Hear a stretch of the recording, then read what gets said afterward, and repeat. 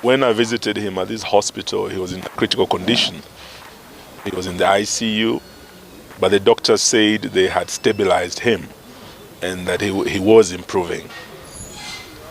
We have been in constant touch with the family, and on Sunday I got very good news that the situation had improved and that Daktari was actually on his way out of the ICU to the normal ward. He was chatting and, sharing quite some chat with those who visited him. But as of last night, we got word that the situation had deteriorated and we lost him just before midnight. People of Lugari, who are still in shock because Dr. Kubunguchy becomes the second former member of parliament of Lugari to lose his life in the last 2 weeks. Cyrus Jirongo, our brother, was the first. And we've not even buried Jirongo. We as the United Opposition have demanded the government clears the air. Here we get another blow of Kubunguchy leaving us. The family has explained to us what happened, the issues of food poisoning and the need for a post-mortem to be done. I think it's only in order that the hospital their wishes so that a post-mortem is done, and we do not just have the government pathologist here, but we have an independent pathologist for the family to ensure that everything is put to rest. My name is Johnston Walubengo Kubunguchy, the chairman of the funeral committee for Mheshimiwa Enoch Kubunguchy. And I stand before you to be able to announce the saddening and very sorrowful news of the passing of Mheshimiwa Honorable Dr. Enoch Kubunguchy. He's my brother. I follow him immediately, and he has been well for quite some time.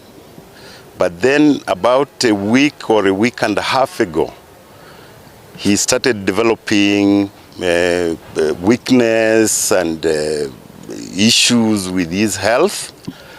So we rushed him to this hospital, Eldoret Hospital, and the situation was like fluctuating from good to bad.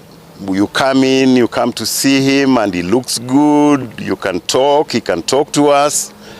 And then when you come the following day, you find that he has gone down.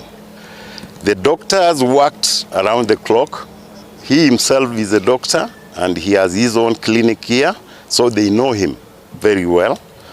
And so they worked very tirelessly with him.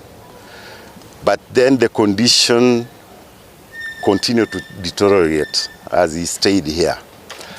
So we tried our level best, and yesterday it was so bad, so heavy on. They stopped even treating him with his blood clot situation because of the antibiotics that they were giving him for the infection. Then the lungs kept on failing, and then his kidneys kept on failing. The blood count, we have pumped in almost 3 or 4 or 5 pints of blood, but whenever they do the blood count, it's still down, and there was severe bleeding from the intestine. We do not believe, I strongly personally do not believe that that's a normal food poisoning, because it looks like whatever was happening was just very aggressive, and maybe it's a different substance that was introduced into my uncle's body that was giving us all these challenges.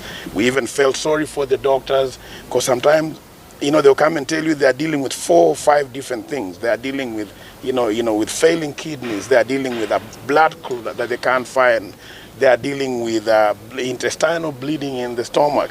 They're dealing with the heart, breathing issues. So you could tell the doctors don't even know what to actually focus on, because if you focus on this one, that is coming back and something like that. So that's why we strongly feel that there was foul play. Our uncle has been a very healthy individual, very healthy human being for as long as we have known the guy. So this is what strongly makes us believe that there was some foul play, which further investigation is needed. Maybe after the post-mortem, we can be able to communicate further what might have happened, especially as we are now going back to retrace his step. And came to ICU on Friday.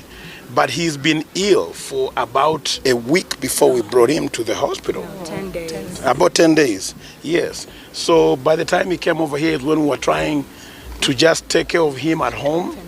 But then it became like whatever we were taking care of was not going away. So that's when we brought him to the hospital.